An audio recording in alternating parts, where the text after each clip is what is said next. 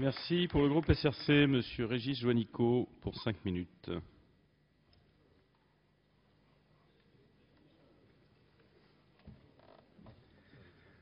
Bien, Monsieur le Président, Monsieur le Ministre, Madame la Présidente de la Commission, Monsieur le rapporteur, mes chers collègues, tout d'abord, permettez-moi, en tant que président de l'amicale des parlementaires du handball et au nom de tous mes collègues qui font partie de cette amicale, je vois le vice-président Rochebloine, mais aussi beaucoup de membres sur tous les bancs, de féliciter l'équipe des experts qui vient de l'emporter sur la Russie par le score de 28-24. Voilà. Le temps ne sera pas décompté. Valérie Fournéron, Marie-Georges Buffet et beaucoup d'autres collègues l'ont dit avant moi, ce texte sur l'éthique du sport manque d'ambition et on nous impose qu'il soit voté conforme. Nous aurions souhaité, et c'est ce que nous défendrons tout à l'heure dans la discussion sous forme d'amendement, aller beaucoup plus loin en matière de santé publique, sur les comportements addictifs engendrés par les paris en ligne, sur le fair play financier, sur la notion de salary cap ou la formation des jeunes. Aujourd'hui, dans ce texte, des incitations, des possibilités, mais pas d'obligations, et donc pas d'ambition et véritablement d'impulsion des pouvoirs publics. Nous aurions souhaité aller plus loin sur l'arbitrage, sur la lutte contre le dopage, et bien évidemment sur tout ce qui concerne les retransmissions sportives à la télévision, et notamment l'élargissement du décret télévision sans frontières. Tout cela nous sera interdit, apparemment. Nous aurions souhaité un texte qui reprenne et qui s'appuie sur les valeurs fondamentales du sport, comme le faisait d'ailleurs en 1984 la loi Avis, dont l'article 1 rappelait fort justement les enjeux des activités physiques et sportives, la santé, l'éducation et la vie sociale comme outils de cohésion. Nous aurions souhaité donc un texte qui s'adresse très largement aux 35 millions de pratiquants et aux 16 millions de licenciés, et pas un texte à minima. Alors ce texte, il arrive en fin de mandat, et donc si on fait le bilan des textes qui ont été votés par votre majorité au cours de cette mandature, le bilan est, il faut bien le constater, bien maigre. Il y a 2 mesures courageuses qui ont été votées, et c'était à l'occasion des budgets. Valérie Fournéron a évoqué tout à l'heure les mesures sur les retraites des sportifs de haut niveau. Je voudrais aussi rajouter la suppression du droit à l'image collective, qui était une niche fiscale et pour lequel nous avons été nombreux aussi à nous mobiliser, même si François Rochebloine était très réticent sur ce vote. Mais surtout, il y a eu pendant ces 5 ans des textes qui ont été pour la plupart du temps des textes d'opportunité, de circonstances, et qui avaient pour finalité le renforcement du sport business, pas le développement de la pratique sportive pour le plus grand nombre.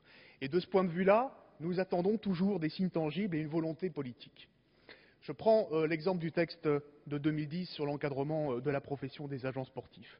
Ce texte ne s'est pas attaqué aux pratiques douteuses, à l'opacité des transactions, par exemple sur la question des transferts. Il a encouragé quelque part les dérives et la confusion en permettant la rémunération des agents sportifs par les clubs. En 2010, toujours, le texte sur l'ouverture à la concurrence des jeux d'argent en ligne. Rien que le titre du texte de loi résume déjà la philosophie. En 2011, le texte sur l'organisation des championnats d'Europe de football pour 2016. Nous le savons tous, qui était un texte d'opportunité, cadeau aux majors du BTP, taillé sur mesure pour quelques intérêts privés. Et d'ailleurs, on a vu le résultat de cette proposition de loi dans ce qui s'est passé à Nancy il y a quelques semaines et qui a tourné au fiasco. Même la loi sur la lutte contre le trafic des produits dopants en avril 2008, qui avait été votée, là aussi, de circonstances, à la veille du Tour de France, pour permettre par les forces de l'ordre la saisie des produits dopants dans les véhicules, notamment des suiveurs. Même ce texte-là ne comportait pas un volet fort pour la prévention des jeunes sportifs, la prévention du dopage chez les jeunes sportifs, ou ne comportait pas de garantie sur les moyens humains et financiers de l'Agence française pour la lutte contre le dopage. Donc, je voulais tracer ce bilan de mandat et simplement terminer en citant le ministre devant nous, devant la Commission des affaires culturelles, au moment du budget et de la discussion budgétaire de 2012. David Douillet nous disait « Chacun doit faire avec ce qu'il a ». Dès que ce sera possible, ce ministère aura un budget à la mesure de nos ambitions. Si l'État, il rajoutait, si l'État abandonnait vraiment le sport, je ne serais pas ministre des Sports. Et pourtant, depuis 5 ans, avec un budget qui représente aujourd'hui 0,15% du budget de la nation, un des plus faibles, avec les RGPP, ça a été repris tout à l'heure, avec la baisse des crédits pour le sport pour tous, et y compris ce qui a été dit tout à l'heure sur le CNDS, malheureusement, aujourd'hui, nous sommes loin des ambitions du départ.